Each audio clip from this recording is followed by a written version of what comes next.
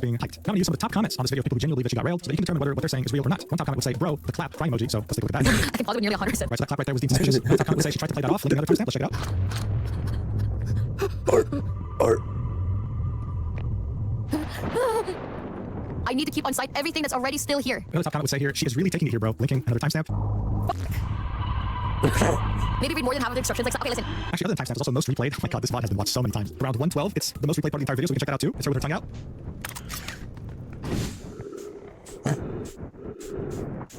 God, dude, I need to stop sticking my tongue out when I'm focusing. It's really fucking embarrassing and I don't know how to fucking stop. Alright, so I guess it's mostly about the tongue here, and the rest of this most replayed part is the clips that we already saw. Got 205 views. I guess okay, so the actual last thing I'll show you is this diabolical codex of timestamps, in which this person highlights that Demi was being, well, choked.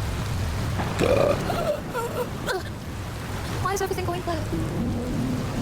I also saw a post on Twitter saying that this was proof that she liked to be choked during, you know what. But I'll leave that up to you. Was she actually going through that, or was this nothing more than a bit in a joke? And I'd say the last notable clip here is someone on Twitter claiming that she is grabbing his shit on stream, also garnering around 5 million views. Okay, again, up to you to decide. Boom. And with that, you are all caught up to the clips where people were claiming that she was being railed. Now, of course, while this did go viral and led to millions of people believing it, there were still some people that disagreed, right? That offered counter arguments. Like, for example, this person would show this clip saying that, yes, this clip where she acted kind of sus was missing context because this is what happened prior. This is referencing the clip that got 10 million views. The thought of concluding our elders curious intelligence increasing my heart temperature in my life. God, dude, am I reading some freaking like e-sex? What the fuck is going on? Regardless though, this had blown up beyond anyone's wildest dreams, but instead of addressing this on Twitter, Demi would actually take the decision to address it in her Discord straight to her community. She would post an announcement saying, I'm not really surprised that TV viewers genuinely believe I had sex on stream because they probably never heard a woman talk to them IRL. Nikita, her boyfriend, was literally streaming at the same time. They're literally trying to make themselves have a POV. You can't make this shit up. They can't defend themselves with the points I've said, so they're doing a character smear campaign. Also, this was the time when we could hear each other during stream because he was in the bathroom. So to her, this was ridiculous. The guy was in the bathroom. She would never get railed on stream. And this was nothing more than an attempt to disparage her character. However, some people caught wind of that Discord announcement and actually decided to try and debunk what she was saying. This person right here would say, I believe Demi is lying about the date of her Outer Wild stream. She claimed it was August 10th, but during her stream, she opens Instagram and you can see the date on her desktop. It's August 12th. She was streaming on August 10th, but she was playing Battlefield 6. You can see the date on her desktop again. Her boyfriend was streaming on August 10th as she claimed. You can see his desktop time too. So why does the description on her VOD say the Outer Wild stream took place on August 10th and not August 12th? August 12th being the same day her boyfriend has no stream VODs uploaded. I think it's because she's lying and needs an alibi for her boyfriend. This doesn't prove that anything dirty on her Outer Wild stream, but I believe it does prove she changed the date of the stream in her description, which is pretty sus in my opinion. Does anyone have another explanation? I'll happily correct myself if so. So now the detectives were on the case, but here's the deal. Demi's Discord post trying to explain to the community what's going on would somehow backfire because now the narrative went from, oh, she was being piped by her own boyfriend on stream, to the new narrative, which is, oh, she says her boyfriend was streaming at the same time. Well, that means she was being piped by someone else. She's cheating on him and her boyfriend is a yes. This somehow still managed to escalate to another level. The way these people would reach this conclusion is by linking the VOD of the boyfriend as Demi was streaming at the same time. They claim that while her boyfriend was streaming the game Counter-Strike, Demi was being piped by another guy on the opposite room because she was screaming in the background. Watch it for yourself. Guys, Demi's screaming over me for real. Okay, that's not the reason why. Okay. Now, look, the same person who tried to debunk Demi's behavior in her Outer Wild stream by adding more context would again pop in with a post with over 5 million views saying that these allegations were incorrect. He had matched the time codes of both the boyfriend stream and Demi's stream and concluded that her streams had nothing to do with getting piped. You see the clip we just watched, he argued that at the same time this was happening, this is what was happening on Demi's stream. That's from before, right? I don't think the only thing that can kill me is I can't do this. Now, one of the top critics of this user would be someone saying, dude, you're cutting the nearly 2 hours of video where she bounces around and moans. It's a 2-hour-long video. You just nitpick the parts where she looks suspicious and edits to make her look innocent. While yes, this post of debunking those claims would get over 5 million views and would get people agreeing with it, it would of course still get backlash. Just like everything we've seen honestly so far. This person calling Demi fans cools, implying that they're just coping over the fact that she was being railed on stream. Manager Jojo, the same guy who was trying to debunk these claims, would even go as far as show proof that these two VODs actually line up by showing his editing software, because some were claiming he was using the wrong VOD and that he was a liar. By this point, this was really all over the place. Depending on your interest on Twitter, it could have literally just taken over your entire feed, and it was really featuring every single type of personality at this point. You had detectives, you had chick posters, you had normies who had no idea what was going on. They were just interested in the idea of the VTuber getting railed on stream. As I said, this had been trending on Twitter for multiple days, claiming that there were over 250,000 posts made just talking about it. It would become a global phenomenon spreading as far as Indonesia, the entire Spanish-speaking community, and even China. Okay, do you know how many Western dramas make it to China or Japan? I apologize in advance for revealing to you this information, but this Japanese person would claim that they love Demi. The idea of a VTuber getting piped on stream is really hot. I would then proceed to spill their mayonnaise over this image of her. Okay, I can't really explain this in more detail. All right, he would just empty his mayonnaise bottle on this image of her VTuber model. This had escalated to the most ridiculous level I've seen in so long, and yet I'm here to tell you that it somehow escalated further and got worse. So by June 16th, barely just a few days after this had began, Chidu would make a tweet saying, I feel this is important to say. If Demi actually offered me a sincere apology, I'd accept it on the spot. I believe in forgiveness and goodwill. However, apologies are hard nowadays because pride and ego usually gets in the way, especially if you're a content creator. So again, as I said earlier, to Chibi, he was the real victim here, and Demi was the aggressor. If she had simply just apologized, then none of this would have happened. He would also comment on all these viral clips of that Outer World stream, saying, when it's multiple examples of her getting railed, it's no longer just an act. You don't have complete definitive proof, but it is damning. Now, of course, this will lead to some people saying, you don't have complete definitive proof, so it's fine to call Chibi a pedophile then. There's the usual back and forth they found on this website, but you get the point. The Chibi, she was 100% being piped on stream, and it further showed just how bad her character truly was. But this simply wasn't about her brand or VTuber model anymore, because now this would escalate further by including the way she looked IRL. Yes, this image shows Demi in real life. If footage would make another post, I'll explain why it's deleted, but they would make a post attaching this image and calling Demi a whale, right? Attacking how she looks, body shaming, etc. Now, what happened next was unexpected, I think, to many, especially the poster. Ask people to come in, reply to this post, and say, only a fool. I'm pretty sure I cannot say that word on YouTube. Only a fool would post a photo like this of another girl in an attempt to shame her. For many, this is an A or even S tier body type. Only jealous girls with eating disorders wouldn't understand that. She carries less fat in her face than you do. Think about that. Asmund would say this because other than the picture of her body, you also include this image of Demi, her actual face. This reply from Asmund would get almost 1 million views, and he would get a lot of hate for it. His own community was fairly outraged over the fact that just 2 months ago he had made a video titled Fat Acceptance Has Gone Too Far, and there he was, very directly defending someone that they thought was fat, but in his opinion was an S tier body. Here's the thing: the person who had initially posted this, right, calling her a whale and getting hundreds of thousands of views, maybe more than 1 million, was expecting Asmund to maybe react to this and agree with them on stream. When he would come in and disagree, though, the original poster would, without exaggeration, have a meltdown. They'd say, I mean, you call people fat all the time, bro. Let's not play the hypocrisy game. Also, photos were already publicly available. Let's not play this game, bub. Again, sit this one out. And they would continue to say, says male. So you insulted women for no reason in your response, and yes, I'll insult the whale. Have a good day, bro. Keep up the political streams. I'll be tuning in. But then make another post saying, also, I'm a man, bro. So you're trying to play hero. Just saying, man, why don't we profile before you jump in like a simp and talk shit, lol. They would then make another reply saying, lol, this thread got some angry crybaby simps in here, lol. I mean, please continue. We would go to another reply. Finally, minus select you simps. The majority agrees with me, Asmund. Take the L, my guy. You have been racking those up lately. Gotta relax a bit, lol. This person would then go ahead and tag 3 different content creators, calling them out, saying, hey, you guys would love this. You might enjoy this health take from Asmund. Hey, check it out. Come here, look at this. And the last thing they would say is, people are telling me now to block Asmund Gold and report Mass's account. Yeah, no, I don't do that shit. It is retarded. He has a right to comment even if it is retarded. Unlike most people on here, I'm not sensitive. He's allowed to roast me as I will him. And yeah, shortly afterwards, this person would go ahead and delete the original post. So the reason why I'm even mentioning it was because the damage had been done. As I said, it would get a substantial amount of views, and now more people were aware of how Demi looked IRL. Most of them probably didn't even know that she had revealed her face and her body, but now they did. They were using it against her in replies to her posts. But don't worry, we're not going to be talking about her body too long because something else was spat out during this whole radioactive mess. Some people would find old tweets of hers, like back in March 2023, in which she said, I have BPD, which stands for borderline personality disorder. She would say, I like to apologize for sometimes in a way sabotaging my own growth in Twitch, YouTube, and TikTok. I'm not good with change, to be honest. So when chat starts to be different, etc., I kind of freak out mentally, trying my best to be better. Much love. So this person would write an entire post of 12 paragraphs, garnering over 3 million views, attaching this image we just saw, and would essentially say, hey, listen, my sister has BPD, so I can speak on Demi. And if you argue that much of her behavior that her haters had a problem with was due to this, saying that people with BPD will see the world in black and white, and that they will frequently engage in Darvo, deny attack, reverse victim, and offender. So at this point, there were many narratives being used against Demi that honestly even I can't keep track. But look, regardless of everything, right?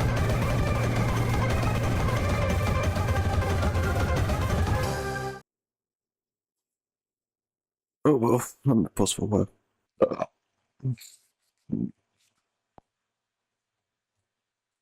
O homem puxa o já você faz toda noite sem pensar. O tecido encosta nas costas dele e ele tava. Não é frio, é dor. A família dele ali nas costas sumiu faz meses. Ele fechou, cicatrizou. Ninguém vê mais nada. Mas tem uma coisa que não tem. Primeiro, ele parou de dormir deitado. Depois, parou de sair de casa. A família achou que ele tava implicância, teimosia, velho. Não, era uma dor que ninguém enxergava, que não saía em exame. E E ela foi empurrando ele devagar pra um lugar muito escuro. Filha da escada. Então por que ela continuou? E por que ela quase levou junto a vontade de viver dele? E pior, dava pra evitar. Isso tem uma copeiro, o herpes zoster. Eu vou te levar por essa história inteira. O que é? Porque dói de uma atitude simples que protege muito mais que a pele. Coração, sério, fica comigo. Você vai ficar surpreso. Faz assim, faz favor rápido. Comenta demais. Você já teve copeiro ou conhece alguém que teve? Brasil, todo mundo serve mais. Vamos lá, o herpes zoster, o copeiro não é uma infecção nova que você acabou de contar. Não, ele veio da catapora da sua infância. Aquela catapora, o varicela, que quase todo mundo teve. Eu tive quando era pequeno. E lembro bem as bolinhas, a coceira, a febre, alguns dias. Eu sarei, você sarou, mais um vírus. Não foi embora. Ele nunca vai. Pensa no seu corpo com um prédio antigo. A reação dela escondida dentro da parede. E esse vírus, depois da catapora, fez uma coisa silenciosa. Ele caminhou pra trás, entrou na raiz do nervo seu, bem do lado da coluna, e desligou o próprio disjuntor. Ele tá lá agora, no escuro, adormecido por 30, 40, 50 anos. Quando você trabalhou, casou, criou seus filhos, envelheceu, e fica parado ali dentro, esperando a luz piscar. E a luz pisca do dia em que a sua defesa cai. Pode ser a idade, um estresse forte, uma doença, um baque na sua vida. Sua imunidade caiu. Aí ele acorda, religa o disjuntor, desce por dentro do nervo até a pele, e explode numa faixa de bolhas. De um lado do seu corpo, isso muita gente pergunta. Isso pega alguma coisa. Mas não, o que você imagina? Agora vou matar duas mentiras que você provavelmente já ouviu ou acredita. Primeiro, cobeira é do frio, tá mais de inverno. Não é essa. O gatilho é a sua imunidade caindo. E isso acontece o ano inteiro. Você é virado pela imunidade cai. Segundo, e essa é a mais antiga de todas. Se o cobeiro der a volta no corpo e os dois lados se encontrarem, mata lenda. Por que diz? O cobeiro segue um nervo só, de um lado só. Ele quase nunca cruza o meio do corpo. Não é a volta que mata. O perigo de verdade é o que é muito mais sério do que essa história da novela. Ele começa a escondido. Antes de você ver qualquer marca na pele. O cobeiro não avisa com as bolhas, avisa antes, 3, 4 dias antes de aparecer qualquer coisa, o vírus já cortou. Já tá comendo o nervo nessa fase. Você sente só uma queimação esquisita num lugar só. E aí, química. Se for do lado esquerdo do peito, o medo é total. E o câncer divergente chegando pro pronto-socorro, achando que tá matando. Mas o eletro, as enzimas, nada. Dias depois brotam as bolhas. E daí tudo faz sentido. Só que o vírus já ganhou dias de vantagem. E é por descer por dentro do nervo que ele pode ser feito. Porque essa não é uma dor de pele. Escreve isso. Cobeiro não é ferida, é nervo inflamado. E aqui é onde esse vírus mostra quanto ele tá isso. Ele é paciente, é o oportunista. Ele não vai pro seu pulmão, não vai pro seu estômago. Ele ataca o sistema de alarme do corpo, dos seus nervos. Você deve ter acordado um dia quando o alarme de um carro lá de fora dispara de madrugada, do nada, e ninguém consegue desligar. É isso que ele faz. Ele descasca o fio do nervo, igual um fio elétrico que perdeu a capa, e trava o alarme da dor ligado no volume máximo, direto do seu cérebro, mesmo sem ter fogo nem na pele. E aí a dor vem de um jeito que assusta. Quem nunca sentiu? Queimação, choque, fisgada, como se encostasse um ferro quente e desse um choque na mesma hora, no mesmo lugar. Mas tem uma parte dessa dor que é quase impossível de explicar para quem nunca passou. O nome dela é alodínia. Ela faz o toque mais leve, mais suave do o lençol roçando na pele, a blusa, a alça do sutiã, um vento batendo no braço. Coisas que não deveriam doer, viram uma tortura. Tem gente que dormia sentada, que não deixava ninguém encostar, que tirava a camisa quando chegava em casa, porque o tecido em cima da pele era insuportável. É uma ajudada que muda tudo. Em boa parte das pessoas, e o risco sobe muito depois de 50, essa dor não vai embora quando a ferida fecha, ela fica. Vira uma dor crônica que pode durar meses, às vezes anos.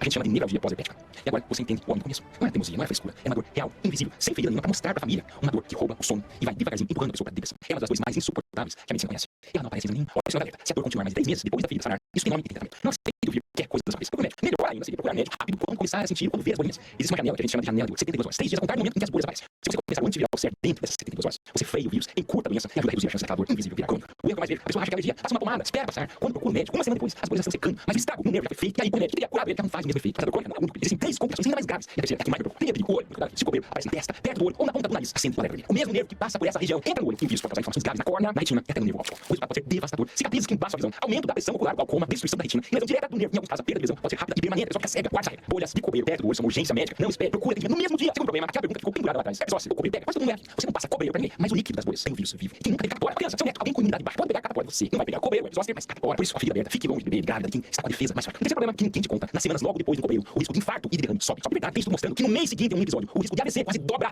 Porque a inflamação não fica só no nervo, ela mexe os vasos do corpo inteiro, inflama, irrita, ajuda a formar coágulo. Você não consegue dormir com a dor, fica estressado, qualquer coisa. Isso é exatamente isso. E acende o alerta. Porque uma doença de pele que termina entupindo matéria vira problema. E seu, se você tem pai, uma mãe, um amigo com mais de 50, essa informação deixa de ser um vídeo do YouTube ter um escudo. Manda as pessoas agora sem pausar o vídeo, curta o vídeo. Porque agora é a parte que quase ninguém te conta, a parte do cérebro, a virada começa com uma boa notícia pra evitar quase tudo isso. Existe uma vacina contra o herpes zoster, contra o copeiro. A versão mais nova, o nome dela é Shingrix. Chega a uns 90% de proteção contra a doença. E mais importante, protege também contra a dor crônica, que não vai embora nunca. Só isso já vale o vídeo inteiro, evitar dor, evitar depressão do homem no começo. Mas aí os cientistas notaram uma coisa que ninguém tava procurando, uma coisa que não tem nada a ver com a pele. Quem tomava vacina parecia ter um problema a menos. E não era um problema qualquer. É um dos maiores medos que existe depois de 60 anos. Tenho certeza que você tem medo de perder sua memória, né? Então, a história interessante. A prova veio de um acidente, de uma falta de vacina, de uma linha, que alguém traçou um calendário num país pequenininho e que separou duas vidas que eram quase idênticas. É a coisa mais perto de um sorteio que a ciência consegue fazer sem fazer experimento de verdade. E o que ela revelou é de arrepiar. 2013, país de Gales. O governo vai começar a vacinar os idosos contra o copeiro. Sem problema, não tem vacina pra todo mundo de uma vez. Então eles fazem uma escolha fria, burocrática. Vão liberar por data de nascimento. Traça uma linha no mundo do dia. Quem nasceu a partir daquela data pode tomar. Quem nasceu um pouquinho antes não pode, nunca mais vai poder. É doido. A linha que eles traçaram foi um dia 2 de setembro de 1933. Se você nasceu até o dia 1º, ficou de fora, assim. Nasceu no dia 2, então. Agora pensa no tamanho disso. É como se duas vizinhas com a mesma idade, a mesma saúde, a mesma vida, fossem separadas por um único dia no calendário. Uma nasceu na véspera, a outra no dia seguinte. Uma ficou fora da vacina, a outra dentro. Ninguém escolheu nada. Foi um carrinho no papel do governo que caiu do lado ou do outro da linha. Os pesquisadores da Universidade de Stanford foram olhar esses dois grupos 7 anos depois. O grupo que pode tomar a vacina teve, no conjunto, cerca de 20% menos casos de demência. 20% a menos. Um quinto. Só por causa de uma vacina de herpes zoster de copeiro. Agora preste muita atenção. Tem 3 coisas que quase ninguém te conta. Primeira, a vacina desse estudo, lá de Gales, era antiga, da primeira geração. Não protegia quase nada, menos de 40% menos copeiro. Hoje, eu falei, é quase 90%. A doença Vix é até melhor que um estudo recente sujeito pode proteger o cérebro ainda mais. Segunda, o efeito foi muito mais forte nas mulheres do que nos homens. Por quê? Ninguém sabe ao certo. As mulheres têm o dobro de demência do que os homens. Então, se você é mulher, isso pra você. E terceira, mas salva, isso é uma associação, uma pista poderosa, mas ainda não é prova definitiva. Os próprios cientistas estão pedindo teste de verdade para confirmar. E olha, a vacina é recomendada para prevenir o herpes zoster.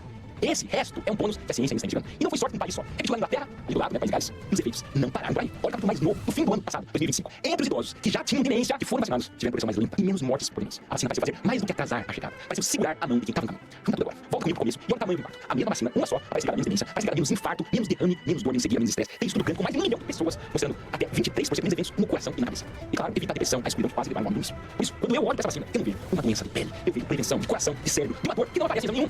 E aqui fica o nome do começo. A dor dor dele, o medo da delícia, o risco, o coração, tudo isso deixa de ser assunto solto e vira uma preocupação. Uma pergunta que você leva pro seu médico na próxima consulta. Não é eu não tô aqui pra mudar você mais nada. As recomendações falam em vacinar a partir dos 50 anos e também em quem tem imunidade baixa, às vezes antes. Mas quem decide? Você, o seu médico, olhando pra sua história, pergunta assim, doutor, qual a idade, qual a minha saúde, eu já devia ter tomado a vacina do herpes zoster, do copeira, esquece a pergunta, leva pro consultório. Pode ser a conversa mais importante do seu ano. E olha no começo, será que a dor dele, descuidando, tudo junto, poderiam ter sido evitadas? Onde você sabe a resposta sim, tudo aqui embaixo. Você já teve copeira, ou você descobriu hoje que essa vacina existe? Se já tive, ou não sabia. Ou a informação mais surpreendente do vídeo. Quero ver, e olha, tudo que a gente viu hoje, no fundo, desemboca num lugar só. Eu sou sério, sem parar de evento, em 7 minutos, poucos minutos. Nesse vídeo aqui ao lado, eu te mostro as coisas que podem salvar a sua vida no AVC quando você está sozinho. Se você tem mais de 50 anos, ou nem precisa ter, ou ama alguém que seja mais idoso, assista agora. Eu não levo a cardiologista. Esse é o cardiologista, vou comer. Até o próximo vídeo. Muito obrigado.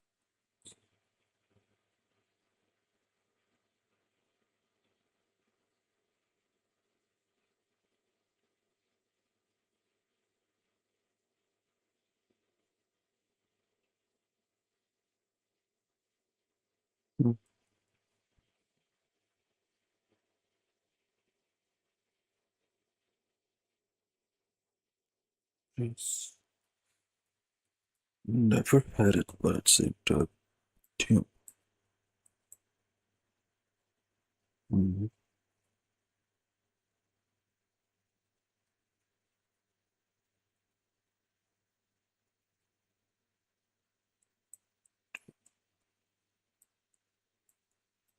Mhm.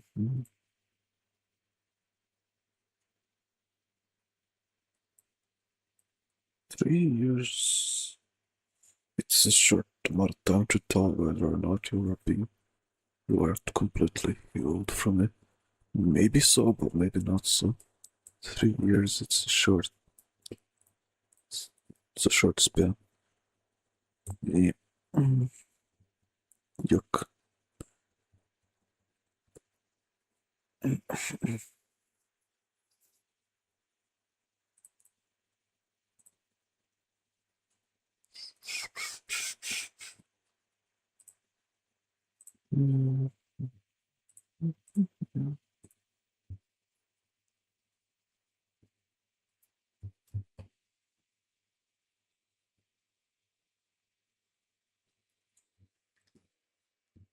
Right, so where we go here? The one that was still premiering.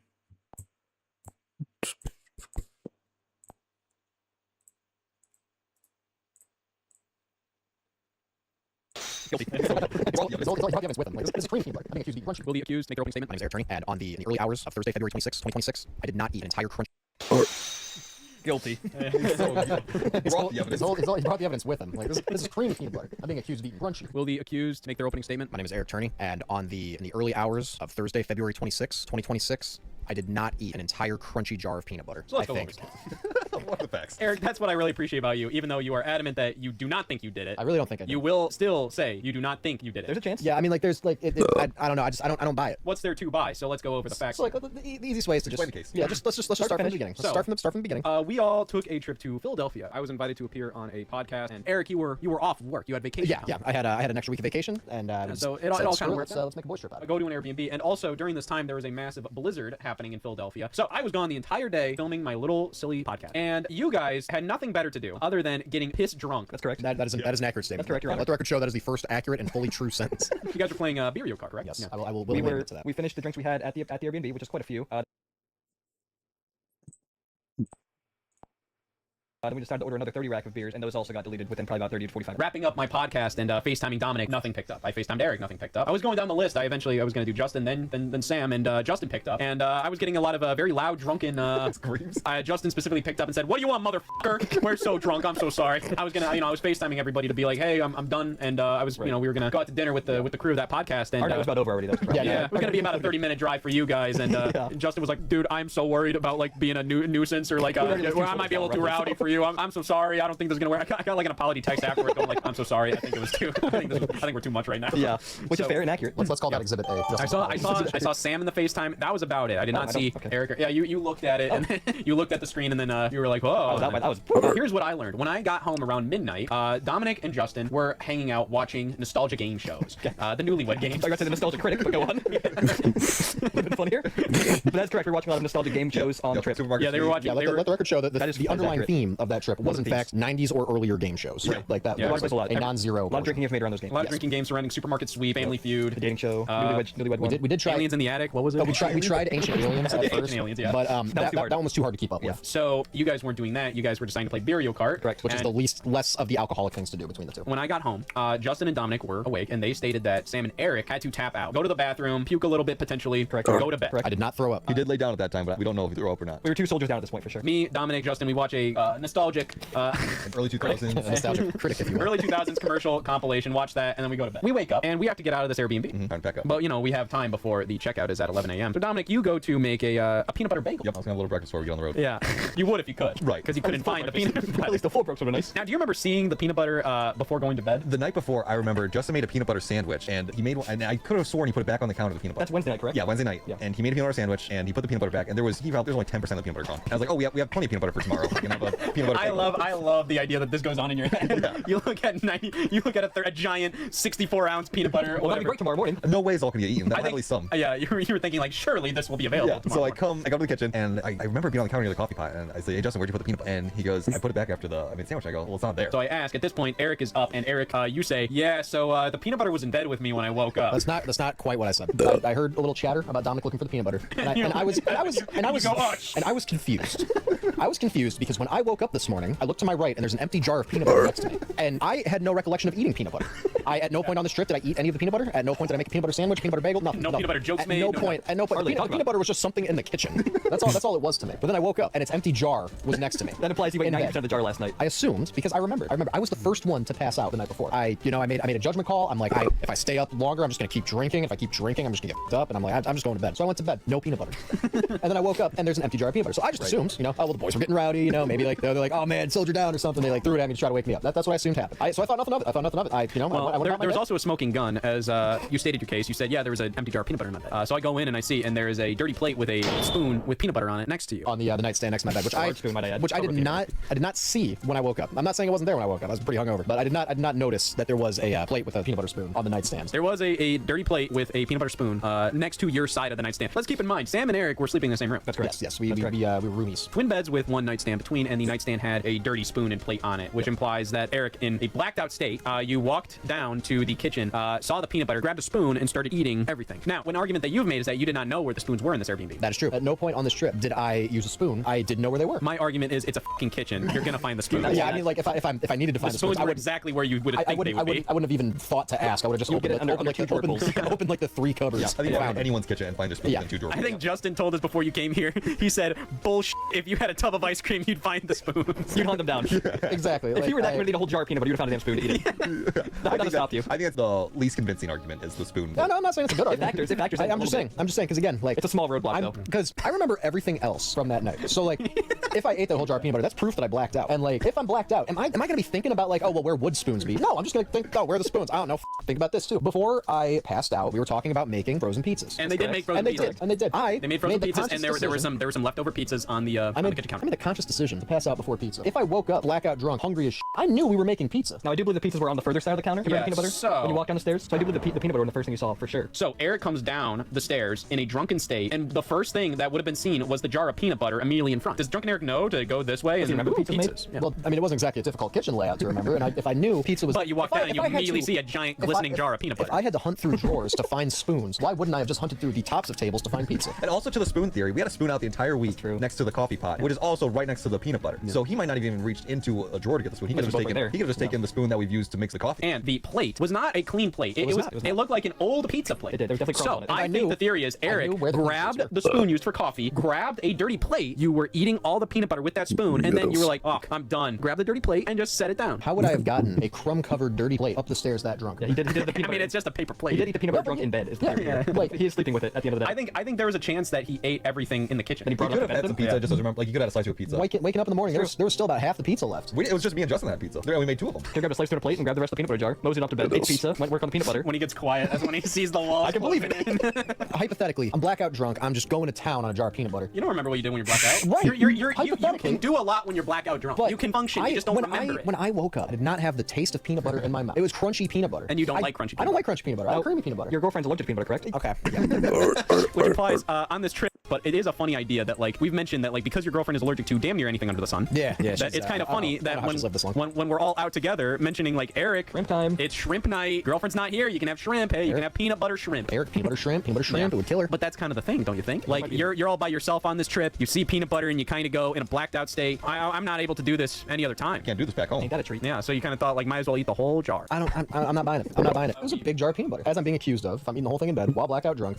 how are the sheets not covered in peanut butter? How am I not covered in peanut butter? Well, that implies that you're like this giant slob, and we know you're not a slob. I'm not necessarily a slob by any means, but like, but if you're eating a whole jar of peanut butter, it's getting all over your freaking face, your head, and clothes. I'm just saying, like it wouldn't have taken much to either take too big of a spoonful and like gotten some like up in my mustache, or to like miss my mouth a little bit because I'm so drunk. Like, and that's honestly my biggest hold up with the whole theory is that like there'd definitely be some peanut butter residue somewhere. Yeah, I didn't have any in your beard, any peanut butter residue anywhere on me, anywhere on the bed, anything. The jar was sealed. The spoon was placed nicely on the plate, very neatly on the plate. Yeah, that's my biggest hold up. That's what I question. But maybe now that brings up your hands. Like you ate the peanut butter, then you went to the bathroom, you had to pee. Hop in the shower or something. Or shower. If I'm that drunk, if I am that drunk, it seems unlikely. Why am I thinking this far ahead? Well, maybe I'm not trying to cover anything up. If I were trying to cover something up, I would have put the peanut butter back.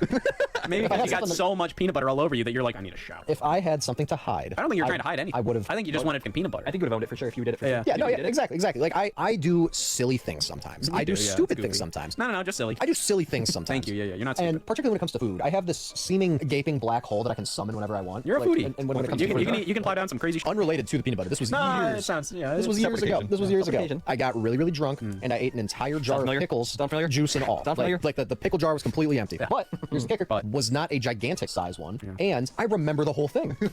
I remember being like, I'm hungry, going to the fridge, being like, I like pickles, and then taking the whole thing. That sounds like an Eric thought, to be fair. I remember the dots. I remember the dots clicking. Yeah. I remember the train of thought roaring forward. I do not recall any of this with the peanut butter. I think there's a chance, Eric, if you didn't get peanut butter all over you and stuff, there's a chance that potentially you went downstairs, you saw the peanut butter jar, and you just took a spoon and scooped everything out. You just threw it all away. You wasted it all. Why would I have done that? Well, you were drunk. Who cares? And then sleep with the jar. Why was the jar in my bed at that point? Another theory. But then what the hell else would have happened if you didn't get peanut butter all over yourself? Maybe you didn't eat it, but maybe you just decided to just waste it all. Because we didn't know where the peanut butter went. Because it was either eaten or thrown away somewhere. Magically disposed of. Because it wasn't in the trash. Yeah. I mean, if it got flushed, I feel like it would have clogged the toilet.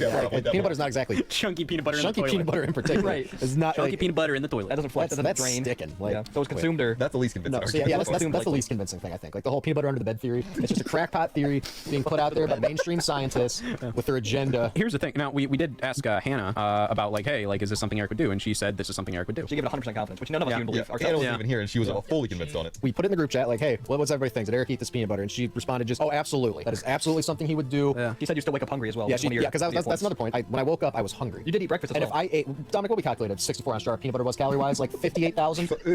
Well, not 58,000. Like 5,800. That would kill you, I think. Yeah, like it was 5,800. Like you would implode like a balloon. You would have popped 58,000 calories. Now, you like peanut butter, right? That's all right. Are you a chunky or creamy guy? I like creamy. But you're not disgusted by crunchy, right? No, I'll still eat it. Like, I just prefer creamy. Where does peanut butter lie on your favorite foods? Like top 50 favorite foods, let's say. I do enjoy me some Reese's. It's not my number one candy, but it's easily top 5 easily. And then I do like those Kroger peanut butter filled pretzels. Those I could eat an entire big jar of in one sitting. Yeah. Like So maybe potentially maybe. Do we have pretzels? But we did not. We did not. I don't think we did. We did bread. You can make peanut butter sandwiches. Do you like peanut butter sandwiches? Dozen peanut butter sandwiches. Peanut butter and jelly, like just peanut butter by itself, like gets stuck in your teeth. Yeah. He doesn't like peanut butter sandwiches by themselves. No jelly. That's interesting. Yeah. We kind of went through a lot of the possibilities here. Now, Eric, what do you think happened? I don't want to throw anybody under the bus. Yeah. I feel there is a non-zero chance this whole thing was a setup. There's non-zero chance. Hear me out. This whole thing, what would be set up here? Like, again, I do silly things and I own it. Like, I don't try to hide anything. I don't try to cover up anything. Yeah. Like, so previously on the Philadelphia trip, we were going around trying to find stuff to do during the blizzard, and we ended up at a mall, which was entirely closed except for Bloomingdale's for some reason. What are a bunch of boys to do? Why is this going here? What are a bunch of boys to do? Just going around in Bloomingdale's. We're just kind of walking around looking at stuff. And so I go over and I'm just exploring. Not helping your case. Is this when he fought harder? I find the clearance section. It's the fart story. I find the clearance section, and honestly, like a little bit earlier, I told everyone, I'm like, I almost farted, but I didn't. At this point, I was ready to fart, so I cut one. I cut a savage one. You're alone in the clearance section. Alone in the clearance section of Bloomingdale's. I fucking ripped ass, and that smelled terrible. I could tell, and I'm the one who did it. And then he brought us over there. Yeah. Then you guys gotta check this out. But at the end of the day, I found the clearance section, and I'm like, hey, there's probably some stuff here. Boys might like this. So I went over, rounded y'all up, took you back over to the clearance section of Bloomingdale's. Where you just ripped ass. Where I had just ripped ass. Yeah. It's like crop dusting, but like with a lure. Yeah. You know? Like herding sheep. It didn't happen in the morning because I woke up at 4 or 5 a.m. to get some water. butter, and I do remember looking over at Eric at some point. Yeah. I didn't see the plate or the spoon at this point. It could have been there. I just didn't see it. It was dark. I didn't look at the nightstand. But I remember coming back in the room and looking over the bed, seeing if Eric's still in there, and I did see a jar of peanut butter right on his right, and thought, well, that's weird. So this happened before 4 or 5. Before 4 or 5 a.m. Okay. So it was in the night. Yeah, I think I woke up and it was like 8:15, something like that. Well, I think we went to bed around like 12:30. I think about 1:30. I was out before Scott got back, so I think I was like 11:30 midnight. That would give you what? Let's say you got up. I think about 2 o'clock. 2 o'clock, yeah. 8 peanut butter for maybe a couple hours. Yeah, It was a long. Maybe you did it for a while. Yeah, maybe you did it on one quick. Yeah, maybe because like too, like that's just a lot. Like it's hard to just sit there and eat peanut butter like that, you know. I couldn't tell if the jar was empty or not at this point. So Yeah. I just thought there was a jar. He woke up every so often, had another bite.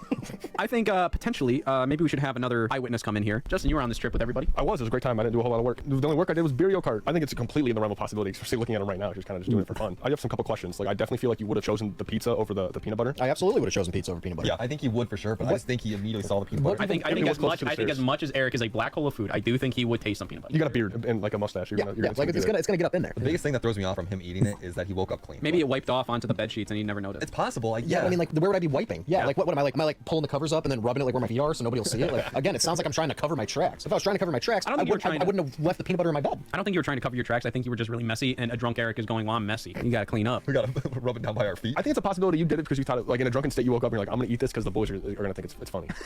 That is true. He does love doing something with a joke. I buy that logic more than I buy the indulgence. I'm gonna be very clean about it too. Just so he has an escape. So then this new theory, Blackout Eric is like, I'm gonna do the funniest thing. Forgot about it. And alone in bed. Giggling next to Sam.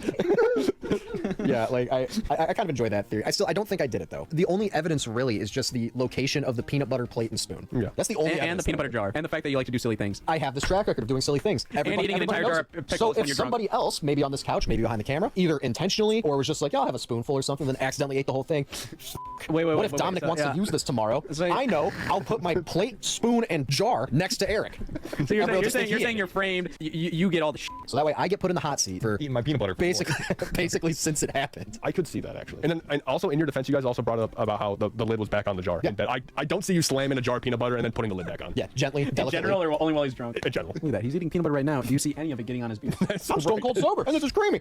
Yeah, I don't know. Point. And also, it's already starting to hurt. I've barely made a dent, by the way. That's a way bigger jar than what we had on This is like the same size. No, it's not. That dent's probably a 30% dent in the old jar. I don't know. I'll be honest. I'm completely doing this for the bit. Like I have no desire to be doing this right now. I don't like this at all. I hate this, as a matter of fact. And drunk Eric would have eaten all of the pizza. I'm so on the freaking fence, dude. It's a 50-50. The lid thing makes me think he didn't do it. Like once I said that, like he probably did it for the bit. No, I think it's 60% he did it. I think he thought it was funny and he did it. I was about 55-60% that he did eat it because I'm like, he's so clean. Like he woke up so clean. Seeing him go house that one just now for fun, and that's half the size. We're gonna grab something to eat after this too. That is double the size of the jar we had, and he's clean now. I know he's not drunk right now, but he's clean. I think I gotta bump it up to 65-70% that he ate the jar. 70. I've always been at a 60% he did it. I do admit that I think it's a little out there. But it's also kind of like I don't know what else happened. And also like even then I think drunk Eric could have been like, this would be funny if they think I ate all of this, and he could have like literally just emptied it all out. That's the reason why you did it. That could have been a reason. You're just kind of thinking like, oh, Eric's silly. I farted today. This would be kind of in line with that. You could have emptied it all out, or you could have eaten some of it. You could have eaten some of it, and then you could have been like, this would be kind of funny, and you could have emptied it all out. I will admit, I think Eric would have tasted peanut butter in his mouth the next morning. Right. The first day when it happened, I was probably about 60-70% sure. The longer it's gone on, I feel like I'm kind of more he didn't. I feel like for sure there had been some kind of mess in the bed, on his body, in his hair, somewhere. And also, somewhere for sure. I was asleep in the bed next to him. I feel like if a man consumed 90% of a jar of peanut butter in a blackout drunken state, you would hear it? I would hear it, right? Like it wouldn't be quiet. Absolutely. No, there's no way. Like I would have woken up. That's true. That is very So true. I'm probably 35-40% sure it happened now. I genuinely believe there's about a 25% chance I ate that peanut butter. That's pretty good. That's pretty good. Like I 1/4. Yeah. 1/4 of a chance. I'm pretty damn sure I didn't. But if some security camera footage emerged and it showed me eating it, you wouldn't be that surprised. I wouldn't be like I would have seen it. You'd buy it, yeah. Yeah, I'd be like, okay, makes sense. I know myself better than anybody else knows me. I'm probably physically capable of eating an entire jar of peanut butter. I never have, but I'm probably physically capable of it. Even now, after just casually eating some of this, I feel it on the back of my throat. It lingers pretty hard. Like it's thick. It's yeah. there. With your mouth thick. probably, And yeah. this is the creamy one. That's the crunchy one. That's even stronger. I will say I enjoy the theory that I'm blackout drunk, but I'm still just trying to be funny. Yeah. I like that theory. I just like you walk down, you see the peanut butter, and you just give this little smirk, and you're blackout drunk. I like very to say something out nice. like, hey guys, watch this too. What else is up? I enjoy that theory. I think it's a fun theory. I don't think it'll hold up in court. Well, it's funny. Wait, hold on. Bueno. Is there any audio? Because it's skipping through quote unquote silence. Bueno.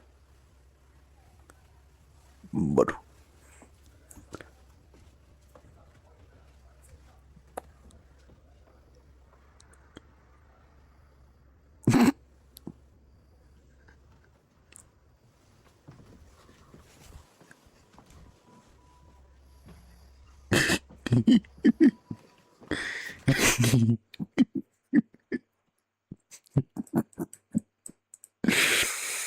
damn it.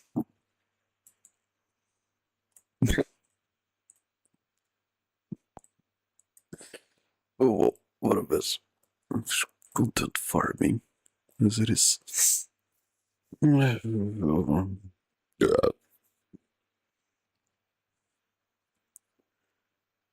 Oh.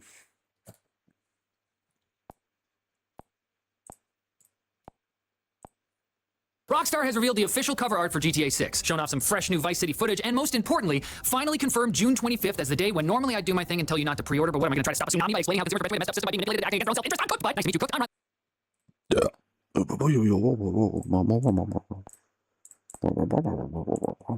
Riley Murdoch, this is GameLink, and you will pre-order GTA 6 on June 25th. I accept Your that. face is kind of nauseous. Which was wrong, and it's also in the past. You can't go back in time. After the game's newly revealed Just make it smaller. instead of Lazy Land. Here's what I think is either alligator or crocodile. I do not know the difference. Kotaku also pointed this out. Did you know every GTA game started with a leopard and left wing? Anyway, we also got a new look at Vice City, and the place looks absolutely massive. I just can't wait to commit crimes there. Speaking of would-be criminals, all this GTA 6 hype has gone down well with investors too, helping give Take-Two's stock price a nice boost. That must put Rockstar in a generous mood because they're also now offering free upgrades for GTA 5 from the PS4, Xbox One, and original PC versions to the PS5, Xbox Series X and S, and PC enhanced versions respectively. Gamers are happy, investors are happy. I think we just figured out how to fix the whole system. Release a new GTA 6 every year. The European Commission has responded to the Stop Killing Games petition over there, and while they declined to propose new legislation, they did announce a new initiative meant to nudge the gaming industry towards making end-of-life plans for games. The initiative will pressure publishers into actually thinking about keeping a game playable once its commercial support ends, or at the very least, hiring employees to conduct its funeral. They hope that the commission would actually propose a binding law as a result of this petition was always kind of a long shot, and the campaign's bigger win has been raising momentum and public pressure leading to genuine progress. So no, the European Commission isn't forcing publishers to do anything, but this is a starting point that didn't exist before. You might be able to tell I'm a little bit hope-filled about this, and so is SKG founder Ross Scott. He called the progress almost too good to be true, and says they're now pushing to amend the upcoming Digital Fairness Act straight through Parliament, where he claims they've got majority support and 45 MEPs on board. Good to know this slowly but surely you'll own nothing and be happy is getting a bit of a counter offer. You'll own something and be happy. But don't worry, there's dystopia elsewhere because EA has launched EA Advertising, a platform built to wedge more brands directly into your gameplay by offering dynamic real-time Facebook advertisements, everything from stadium signs to branded content and curated vanity items. Man, remember the good old days when EA slogan was challenge everything. Wait, well, text and Angelic. According to EA, in these interactive spaces, brands become part of the game itself, which they swear will enhance the player experience. Now, I ain't got no fancy art for this school media, but I know people don't like ads. In fact, their games generally Somebody else will. Popeyes ads were scattered throughout the Citadel. The one franchise survived in the far future. Too much in For the the time being, face. this platform is focused on EA Sports, where billboards already blend in and advertisements make more overall sense. I believe this is something that already was incorporated in like much older sports games. Unless I'm correct, Mountain Dew already even has Dew University, a fully playable college football team with its own stadium and mascot. And while I suggest you don't take dietary advice from your video games, do check our sponsor.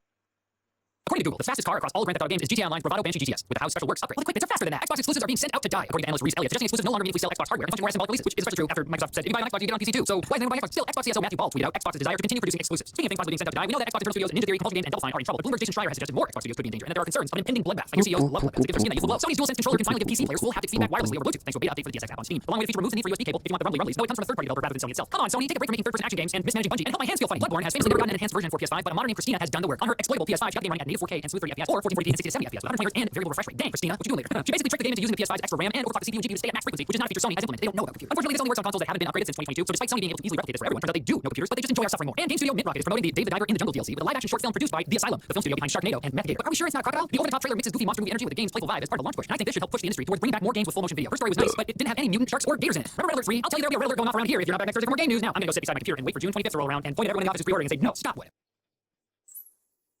The only good news is the PS5 thing with Bloodborne. Everything else is gonna mid.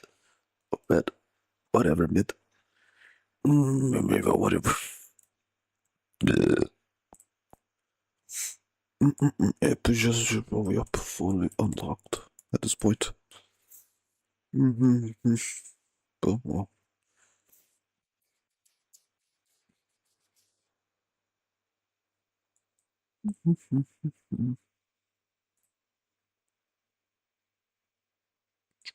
Try adding here.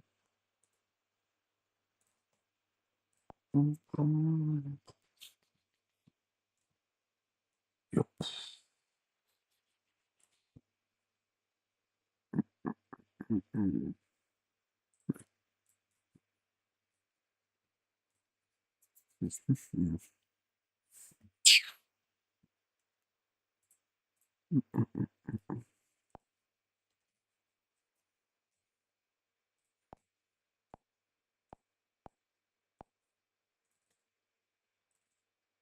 I don't like talking about political issues in public spaces like YouTube, especially in this day and age of the internet where we never hear the end of such narratives. So I'm going to slightly touch upon today because what I've been seeing recently in my country has made me incredibly Ouch.